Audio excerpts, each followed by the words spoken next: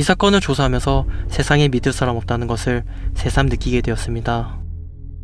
1994년 9월 3일 27살의 아라시 마유미는 부모님과 언니 요코와 15개월 된 아기와 함께 도쿄의 친척집에 머물고 있었습니다. 그날따라 이상하게 마유미는 평소보다 불안한 모습을 하고 있었습니다. 그리고 가족들에게 동창생을 만나러 간다며 집을 나섰습니다.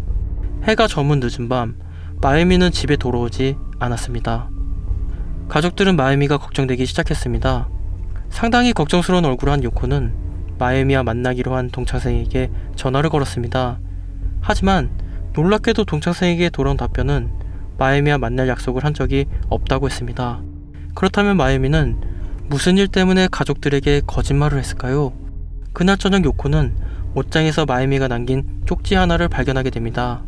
쪽지의 메모를 보면 남성 A와 사귀고 싶었지만 배신했다. 미안. 이 수상한 메시지는 무엇을 의미할까요? 마유미는 무엇을 말하고 싶었던 것이었을까요? 마유미의 불륜을 의미했던 걸까요? 이 메시지를 찾은 것 외에도 요코는 자신이 A로부터 전화를 직접 받았고 A와 직접 만나 이야기를 나누었다고 말했습니다. 그리고 A는 말했습니다. 마유미가 실종된 당일 오전에 마유미와 만났다. 내가 마유미를 죽였다면 감옥에서 속죄해야죠. 라는 말을 들었다고 합니다. 언니 요코는 A가 너무 수상하여 사립탐정에게 뒷조사를 부탁했습니다. 그리고 1995년 3월 9일 A의 수상한 점을 발견하게 됩니다. A는 캔주스 2개를 들고 산에 들어갔다고 합니다. 이 단서로 경찰에게 수사 의뢰를 부탁했지만 동생의 실종과 관련된 어떤 단서도 찾을 수 없었습니다. 실종된 마유미에게 분명 불길한 일이 있었던 것 같습니다. 자살, 납치 또는 살인.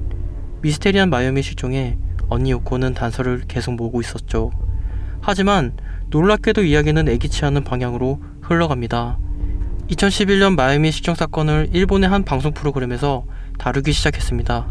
언니 요코와 아버지와 인터뷰가 있었는데 방송이 나간 후 일본의 네티즌 사이에서 방송의 한 장면 때문에 열띤 토론이 오갔습니다. 아버지와 인터뷰 장면에서 책장에 의문의 메시지를 네티즌들이 발견하게 됩니다. 메시지의 내용은 요코의 말을 믿지 마라. 이것은 무엇을 의미할까요? 마유미 실종과 관련된 모든 이야기는 사실 요코의 입에서 나온 이야기였습니다. 누가 범인이라고 단정 지을 순 없지만 적어도 가족 중 한 명 이상은 거짓말하고 있는 게 분명합니다. 그리고 마유미 실종에 관해 누구보다도 많이 알고 있습니다.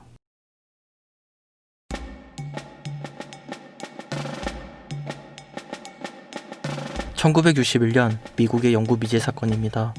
마이클 록펠러는 미국 석유 재벌로 알려진 록펠러 가문의 4대 소녀였을 뿐만 아니라 당시 뉴욕 지지사로 역임하고 있던 넬슨 록펠러의 넷째 아들이었습니다.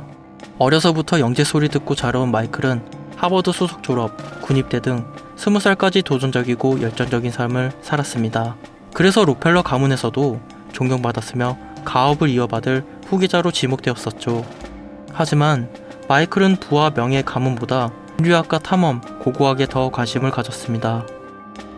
그가 처음 탐험한 아프리카 원정을 성공적으로 마치고 네덜란드 뉴기니 섬으로 눈을 돌립니다. 뉴기니 섬은 외부와 교류가 철저히 차단된 곳이었기에 민족학적 혈통이 잘 보존된 곳이었죠. 하지만 그만큼 뉴기니 섬에 대해 알려진 바가 없었기에 위험한 곳이기도 했습니다. 한 가지 무서운 소문이 있었는데 1958년 순찰 중이던 네덜란드 경찰이 식인종에게 잡아먹혔다는 소문이 떠돌았죠.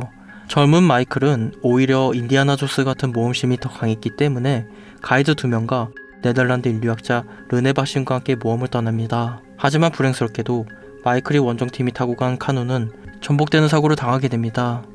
그리고 시간이 흘러 같이 동행했던 네덜란드 인류학자 르네 바심만 구출되게 됩니다. 그의 증언에 따르면 카누가 전복된 후 현지 가이드 2명은 도움을 청하기 위해 바다를 헤엄쳐 갔지만 돌아오지 않았다고 합니다. 마이클 또한 육지를 찾겠다며 헤엄쳐 나갔다고 합니다. 그리고 마이클이 육지에 발을 딛는 것을 목격했다고 증언했죠. 록펠러가는 증언을 토대로 실종 지역을 수많은 인력과 재력으로 대대적인 수색 작업을 펼칩니다. 당시 이 실종 사건이 미국의 주요 헤드라인이었습니다. 몇 날 며칠의 수색 작업에도 불구하고 마이클과 관련된 어떤 것도 찾을 수가 없었죠. 그리고 수색팀은 마이클 록펠러는 익사했거나 야생동물에게 잡아먹혔을 거로 추정하고 그렇게 실종 사건은 마무리됩니다. 시간이 흘러 마이클의 죽음에 관한 수많은 소문이 떠돌기 시작했습니다. 마이클은 식인 풍습을 가지고 있던 아마스트족에게 붙잡혀 그들에게 죽임을 당할 거라는 괴소문. 실제 이를 뒷받침하는 많은 증거가 나오고 있다고 합니다. 그리고 1969년에 제작된 마이클 록펠러를 찾아서라는 다큐에서 마이클로 추정되는 장면이 포착됩니다.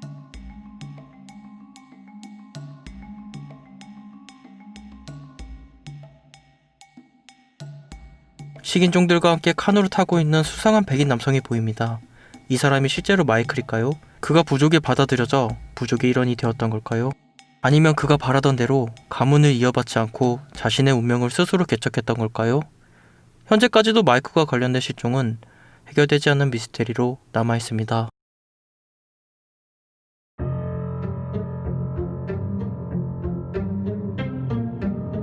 (1994년) 후쿠시마현 24살의 마쓰야마 히토미는 예비 신부였습니다. 2월 19일 히토미는 직장에서 의문의 전화를 받고 퇴근 후 그 뒤로 그녀의 모습을 볼 수 없었습니다. 3주 뒤면 결혼이라는 경사를 앞둔 히토미의 실종에 많은 사람이 궁금했습니다. 그리고 시간이 흘러 히토미와 관련된 미스테리한 단서들이 나오기 시작했습니다. 의문의 전화.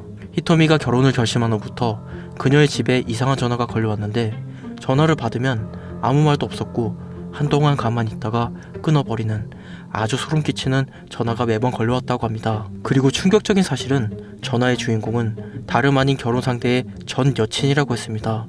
남친의 전 여친은 이후에도 히토미의 직장에 전화를 걸었으며 히토미가 실종된 날에도 직장에서 그녀의 전화를 받았으며 전화 상대와 만날 약속을 했는지 벽걸이 시계를 바라보았다고 했습니다. 그리고 근무를 마치고 자신의 차를 타고 귀갓길에 히토미는 실종되었습니다. 며칠이 지나 직장 근처의 공터에서 히토미의 차를 발견했습니다. 차 안에는 결혼 축하로 동료에게 받은 꽃다발과 선물, 소지품, 아끼던 결혼 반지까지 놓여 있었죠. 그리고 소름 끼치는 낙서를 발견했는데 누군가 악의적으로 차에 기스를 냈으며 바보, 못난이라는 낙서를 남겨놓았습니다. 그리고 히토미의 메모장을 발견했는데 메모장에는 결혼할 남친에 관한 내용이 있었죠. 메모의 내용을 요약해보면 히토미가 실종 전에 의문의 여성에게 전화를 받게 되는데 히토미는 남친의 다른 여자라고 의심했지만 남친은 이에 대해 부인했습니다. 그렇게 히토미의 실종과 관련된 의심이 가는 사람들, 결혼 상대와 그의 전 여자친구. 경찰은 이 둘을 조사했지만 히토미 실종과 관련된 어떤 단서를 찾을 수 없었습니다. 그리고 이 둘에 관해서 이상한 루머가 떠돌 뿐이었죠. 결혼 상대의 전 여자친구는 야쿠자의 딸이었기 때문에 야쿠자만의 방식으로 히토미를 처리했다는 소문, 히토미가 실종 후 이 둘은 결혼해서 같이 살고 있다는 소문, 어디까지 루머일 뿐 확실하게 밝혀진 사실은 없습니다.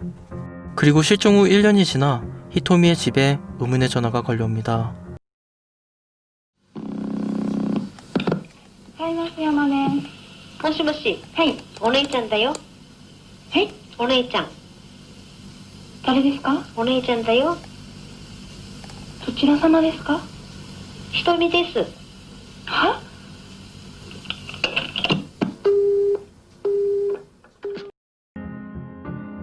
전화 속의 주인공은 히토미였을까요?